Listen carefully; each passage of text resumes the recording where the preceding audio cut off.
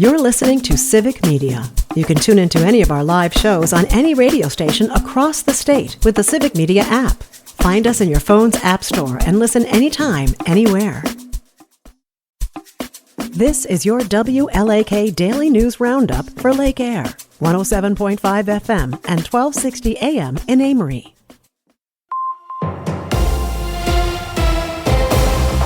For Civic Media News, I'm Savannah Tomei-Olson, filling in for James Kelly. As officials consider rate hikes, residents are upset that their power may get more expensive. Xcel Energy is asking the Wisconsin Public Service Commission to approve increases. Electricity would go up by almost 12% next year, and natural gas would go up by almost 13%. Now, this is a 2-year plan, so there would be further rate hikes the next year.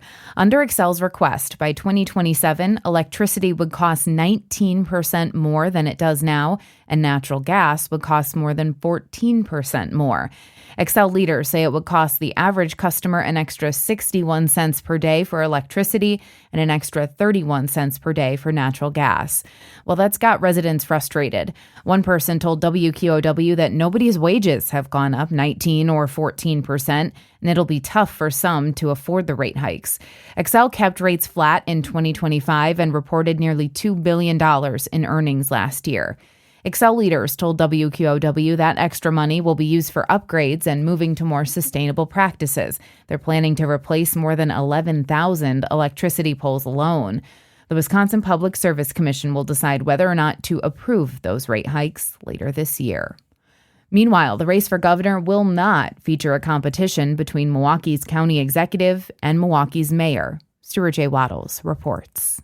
Milwaukee Mayor Cavalier Johnson announced he's endorsing Milwaukee County Executive David Crawley in the Democratic primary for governor. Johnson praised Crawley, saying he had a record of delivering results, pointing to their work together on shared revenue agreements. Johnson said Crawley's experience in both the legislature and as a county executive shows he can unite people and get things done.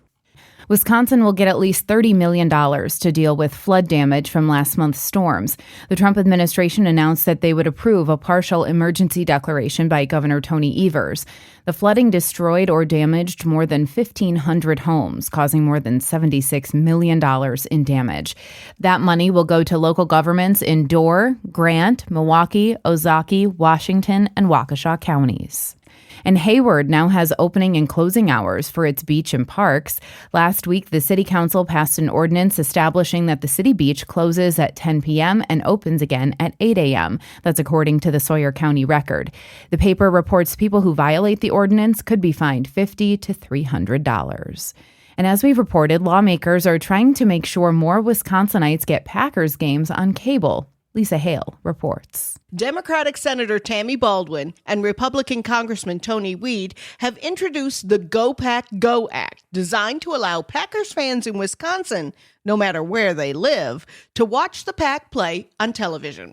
Over 400,000 people living in Wisconsin counties are considered either a part of Minnesota or Michigan television markets, so they end up watching either the Lions or the Vikings games instead of the Packers if the games are scheduled at the same time. The Go Pack Go Act would require cable and satellite companies to give Wisconsin subscribers access to games from a Wisconsin market. The bill would ensure people in Ashland, Barron, Bayfield, Burnett, Douglas, Dunn, Iron, Polk, Pierce, St. Croix, and Washburn counties get Packer games on their TV.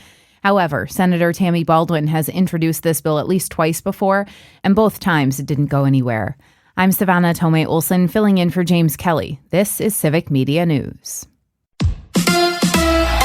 The Pack is back. Hi, I'm Mike Clemens with sports. NFL, the Packers get ready now to play the Cleveland Browns. The Browns losing to the Ravens yesterday in Baltimore, 41-17. But Jordan Love will be without one of his best receivers, Jaden Reed. Matt LaFleur. Unfortunately, he broke his collarbone, so he'll be down for quite some time. We'll see. Certainly, I would expect him back at some point this season, but obviously it's a big blow to us. College football, the Badgers host Maryland next after losing in Alabama, 38-14 on Saturday. Luke Fickell. Well, that's obviously not easy to swallow, and the truth of the matter is I told those guys that was a much better team than we are right now. Baseball, the Brewers lost to the Cardinals yesterday 3-2, but that's okay. The Crew, the first team in the major leagues this year to clinch a playoff spot. It's been a joy for me to be around a group of guys that have taken that uncommon mindset as serious as they've taken it. That's Pat Murphy with Sports. I'm Mike Clemens.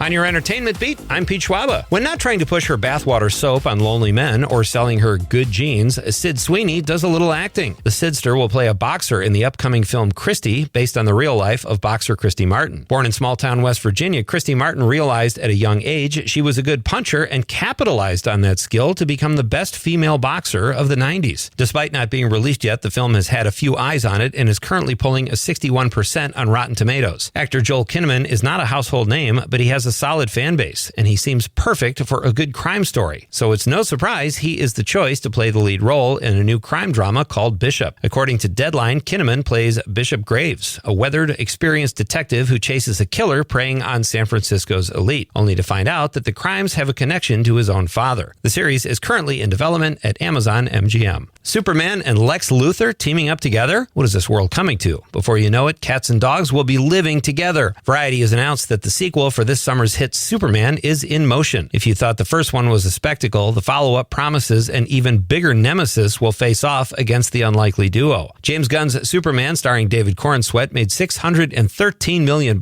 worldwide and was a big first swing for the DC Universe, a company where Gunn currently serves as co-CEO. James Gunn says the sequel will be as much a Lex Luthor film as it will be a Superman film. The director says he loved working with Nicholas Hoult, who played Luthor, and really identified with the Luthor character. Yikes. A couple other tidbits from Gunn's Superman world. The director says Supergirl, starring Millie Alcock, is on the schedule to be released in 2026. Superman, Man of Tomorrow, will start filming in 2026 and be released in 2027. You know you were involved in a pretty challenging marriage when just discussing it causes you to break down in tears. Just ask my wife.